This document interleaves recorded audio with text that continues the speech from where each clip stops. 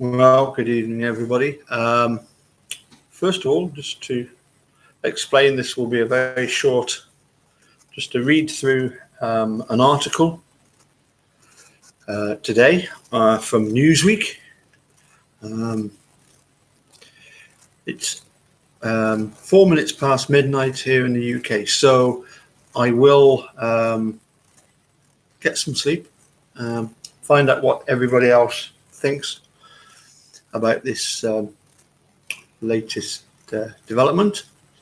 I was in contact within the last half an hour with a friend of mine from the other side of the world, and he's going to join me tomorrow morning, well, this morning, in about 11 hours time to discuss further what we think of this this article from Newsweek. Anyway, without any further ado, I'll read what the article says.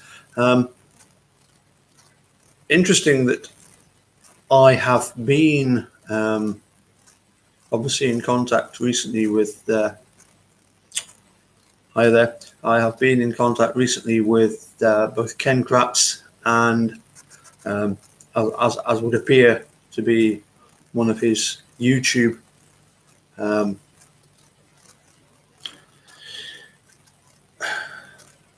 characters, somebody that he, pseudonym that he goes under, Charles Darwin. And Charles Darwin has been talking to me particularly about the documentary A Murder in the Park. What's interesting about the documentary Murder in the Park, it was the one that Sean Reck, who is the producer of the soon-to-be, apparently released, Convicting a Murderer. Anyway, let's read what it says. This is Newsweek, exclusive. Making a Murderer, confession. Convicted Wisconsin murderer allegedly confesses to killing Teresa Halbach. A Wisconsin inmate has allegedly confessed to the murder of Teresa Halbach. The inmate, who is unnamed until Wisconsin law enforcement has access to the said confession, told filmmakers of upcoming documentary series Convicting a Murderer that he was responsible for the infamous death as seen on Making a Murderer. Currently, there are two men behind bars for Halbach's death. Both claim they are innocent. Stephen Avery and Brendan Dassey have both spent years fighting for their freedom. Dassey took his case all the way to the Supreme Court, where his attempt at a new trial was rejected, while Avery continues the appeal process. Sean Reck, director of Convicting a Murderer, told Newsweek his crew were given the confession while filming the documentary series. Could it be some way of trying to create publicity for this documentary of his, seeing as it appears as though Netflix are not interested in it? I have a certain respect for Sean Reck. I think Murder in the Park was very, very good. Having said that, you have to. It's interesting how Charles Darwin or Ken Kratz said to me that you're about the only one that ever talks about Murder in the Park. I suspect quite a lot of people haven't actually watched The Murder in the Park, and partly that could be because it was Ken Kratz that recommends people to watch it. Anyway, let's just carry on. This is Sean Reck speaking. We haven't confirmed the legitimacy of the confession, but seeing as it was given by a notable convicted murderer from Wisconsin, we feel responsible to deliver any and all possible evidence to law enforcement and legal teams.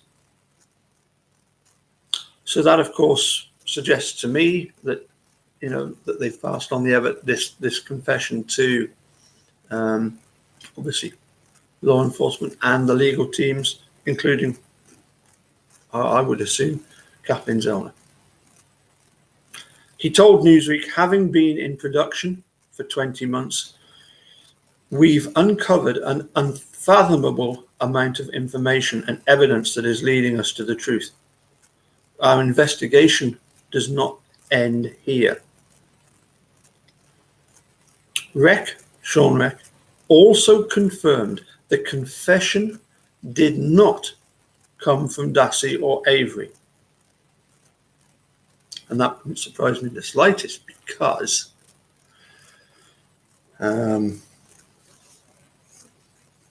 wonder if Brendan Dassey or Stephen Avery Steve or Brendan would actually, sorry, it's 10 past 12, and I would be very surprised if they would be. One wonders if they would want to contribute on this documentary convicting a murderer. Anyway, if the secret inmate's confession is found reliable, it could spark freedom for both Dassey and Avery. Much of America joined forces to support exoneration for the uncle and nephew pair after 2 parts of Making a Murderer premiered on Netflix in 2016. The documentary series took viewers into the lives of Dassey and Avery's families while diving deep into forensic evidence that could point to a third-party killer.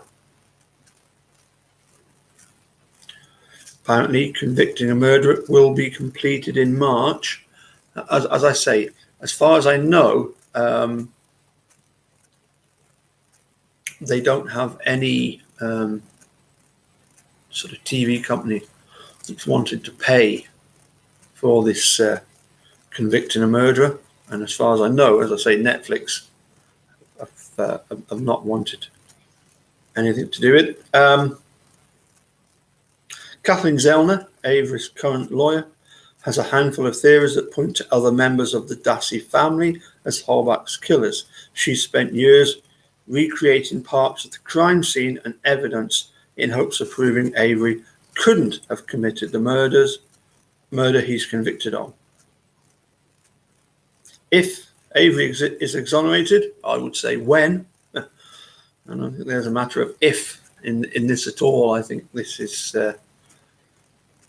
Well, I'll briefly give you my own opinion in a minute, but I could be way off the mark. But anyway, let's carry on. If Avery is let's change it to when Avery is exonerated, it will be the second time he was wrongfully convicted of a violent crime in the state of Wisconsin. It carries on. Convicting a Murderer is a 10-part documentary series. I didn't realize it was 10-part, but we wait to see it. It's a 10-part documentary series currently in post-production, according to the Internet Movie Database. This series aims to be a sequel to Making a Murderer, but will include parts the Netflix series left out, Reck told Newsweek in January. For me, I don't think that's anything startling. I think it's just a case of they're going to give Kratz the opportunity to spew a load of rubbish, which he didn't want to do in the Making a Murderer. But anyway, let's see. Sean Reck carries on. I watched Making a Murderer like tens of millions of others. After watching the series, I was angry with law enforcement and even embarrassed as an American because of what appeared to have happened to Stephen Brendan. But after doing a little bit of follow-up research, I learned that not only did I not have the whole story, but I was misled by the series. Well, Sean, I would suggest that having watched the second series, you might want to reconsider that because. Anyway, okay. Maybe I suppose maybe you could look at the fact that Dean and Jerry were absolutely convinced that the the blood was planted by using the blood vial? Could it have been from some other source? Anyway, let's carry on. Let me start that again. I watched Making a Murderer like tens of millions of others, Rex said. After watching the series, I was angry with law enforcement and even embarrassed as an American because of what appeared to have happened to Stephen Brendan. But after doing a little bit of follow-up research, I learned that not only did I not have the whole story, but I was misled by the series. And I'm saying that this as a fan, not as an established documentary filmmaker.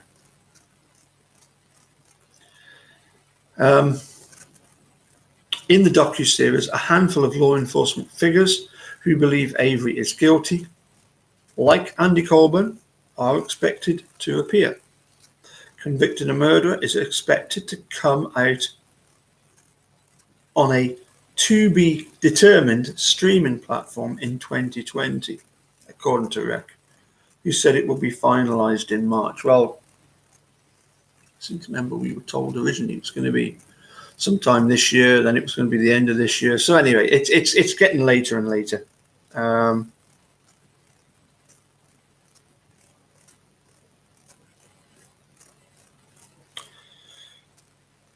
That's about it. Some interesting thoughts going on there. I'll say I've got checking with us in just about 11 hours time. I'm going to have a conversation with a certain gentleman from Kangaroo Land who I was chatting with just a while ago. For me, I can't help thinking that it's some sort of way of the state trying desperately to curtail any more investigation as to what happened, and just to sort of try and cut their losses and say, look, well, here you go. Here's what really happened. It was this fella. So you can all stop looking into the exploits of Manitrock Sheriff's Department, Calumet Sheriff's Department, and everything else. Dark Side to the Moon. Well, basically just that, as it says, there's apparently an inmate in a Wisconsin prison who was admitted to the filmmakers of Convicting a Murderer, Sean Reck, that they in fact were the perpetrators of the murder of Teresa Halbach. Lots and lots of I suppose, thoughts going through my head on this.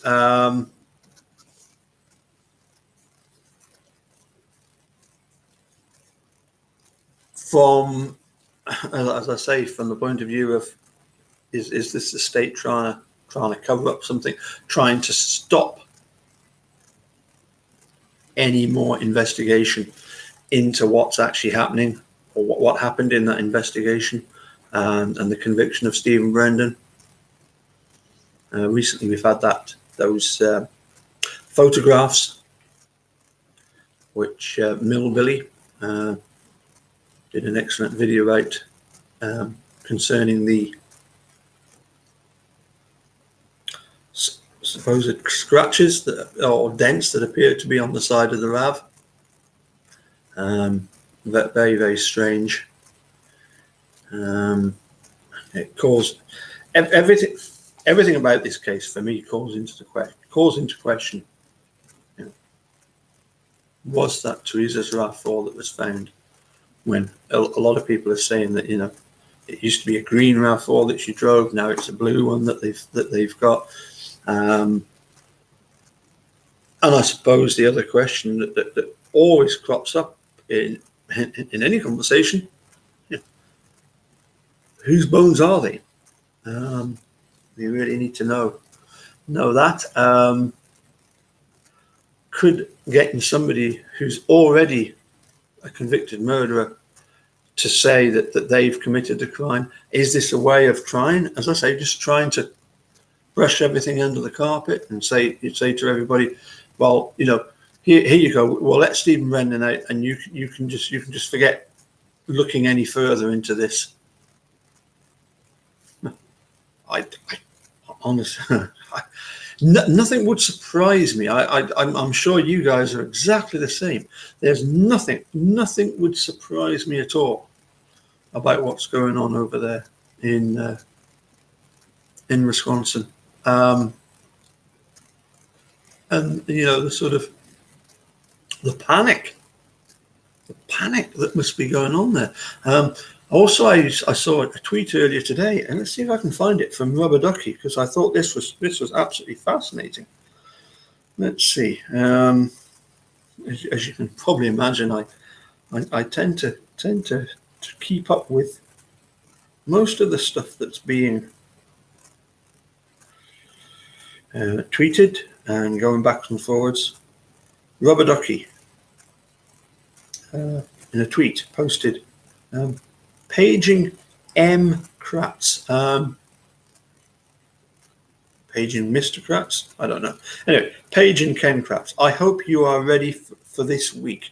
It's going to be a real big win for Steve and Brendan. I apologize in advance for broken tooth or teeth. Rubber Ducky video release. Sleep well, lol.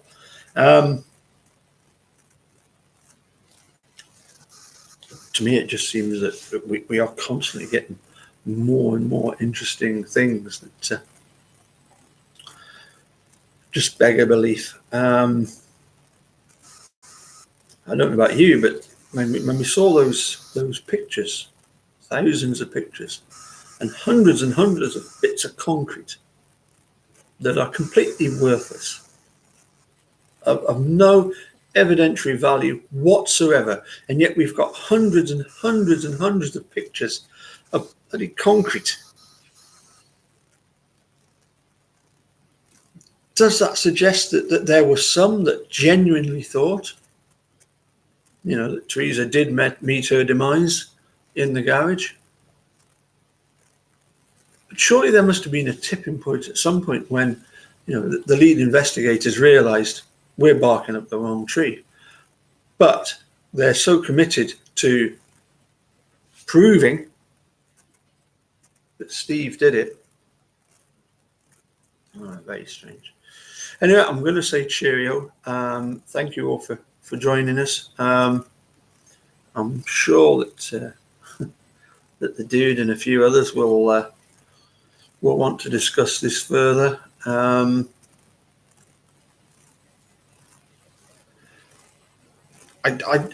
see, another thing is, at the moment, I don't see how anybody confessing to it, if they are currently an inmate in prison, how is that going to, how are they going to benefit from any kind of reward that's on offer? I might be missing the point here, but I don't see anybody doing that from the idea that somehow they or somebody else is going to gain financially, but you never know. For me, as I say, it would not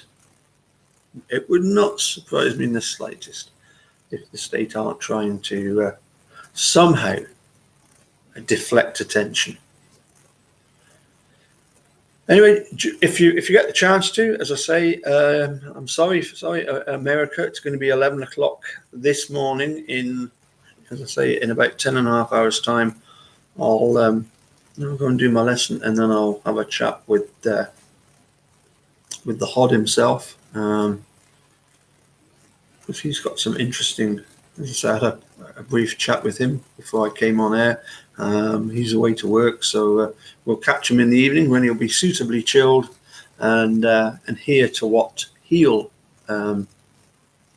just when you get up. And I take this a compliment, but I know that some of you look forward to watching the odd video first thing in the morning.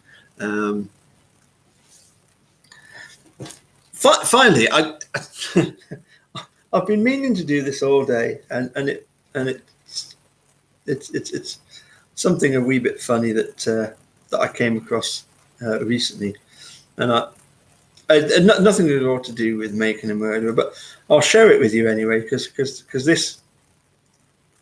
this made me laugh, and I was gonna I was gonna do this as a separate, unrelated video anyway. So anyway, here's a funny story. Nothing at all to do with Stephen and Brendan. Apologise for that, but more to do with the fact that I was involved in this debate with Eric Cosey over the Glaswegian versus Edinburgh debate. Anyway, I came across this article. So anyway, here we go. Oh, Eric Cosey, he's already on the case. So look forward to that, dude. Anyway, has anybody ever been done for speeding by policemen with a radar gun? You don't have to admit to that. I will take that as a resounding yes. I think most of us have at some point in our life been done by police using a radar gun. Here we go. Anyway, 2 traffic patrol officers from North Berwick is just outside of Edinburgh, were involved in an unusual incident whilst checking for speeding motorists on the A1. That's one of the main roads. The A1 road last May. They were using a handheld radar device to trap unwary motorists on the Edinburgh to London trunk road.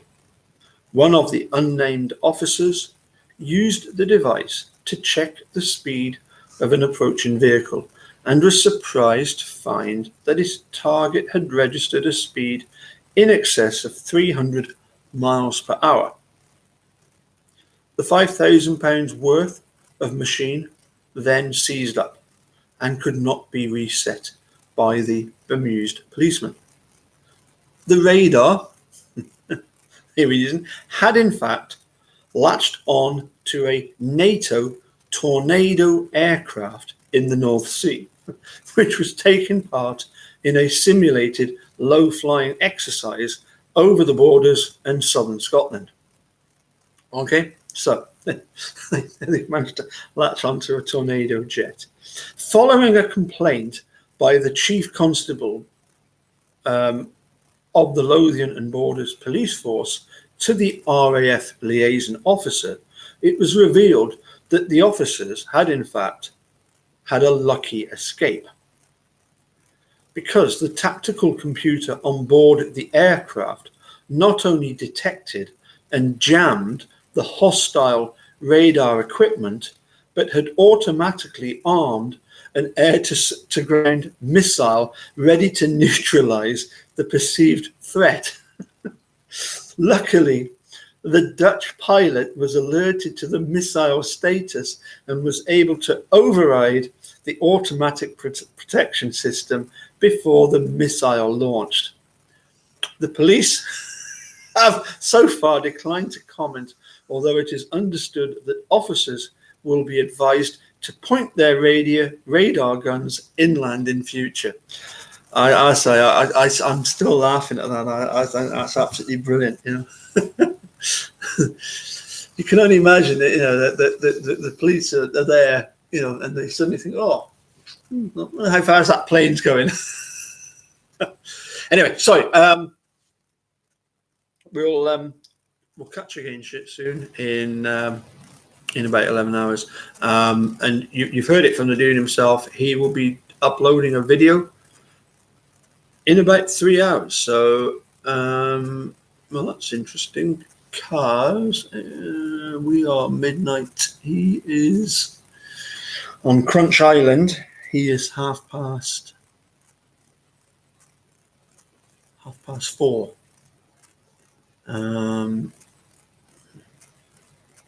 When he says he will be uploading a video, does that mean that he's already done a video and is simply going to upload it? Or does it mean that when he gets back 3 hours time, it's about 7:30, he's going to do a video then? You never know. It might be something pre-recorded. It might be something that he's going to be doing live. I doubt whether I'll be able to watch that. He's two. I'm not sure about that. That's 10 hours. It means I will upload in. Yes, is it going to be a live video? I take it that what he's saying is he's going to be uploading a video that he's already done to talk about it, and it's going to upload in 3 hours. It's 4:30 in Washington State. Well, it's midnight here, and he's 8 hours behind.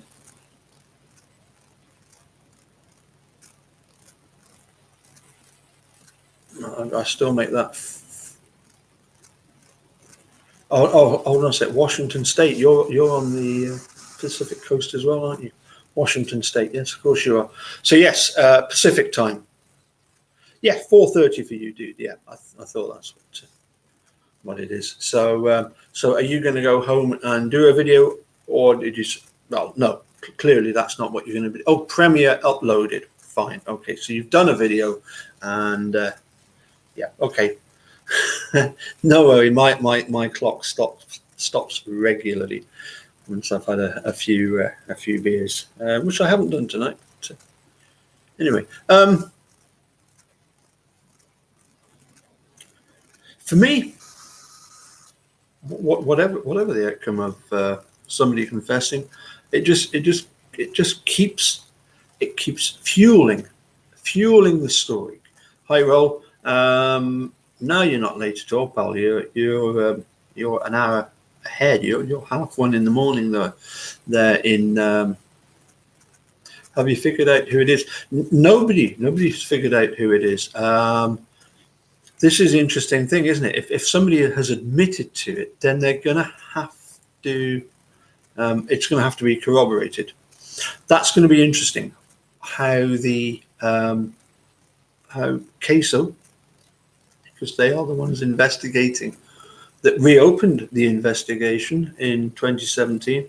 They will presumably have been given this information, and then they've got to then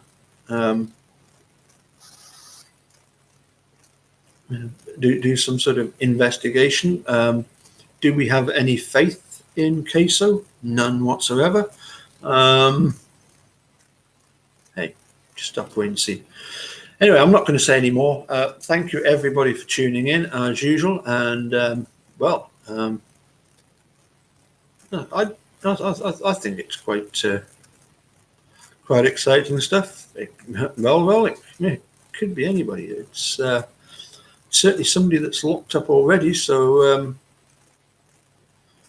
you know, best not to speculate, I suppose. Best not to. Let's leave it to Dude to give his thoughts. As I say, I'll catch you again 11 o'clock my time. As I say, unfortunately, if you're on the East Coast, it's going to be 3 o'clock in the morning for you, or 5 Central Time, or 6 East Coast, or in the Netherlands, around about midday. So catch you about 11 o'clock Greenwich meantime. Bye for now.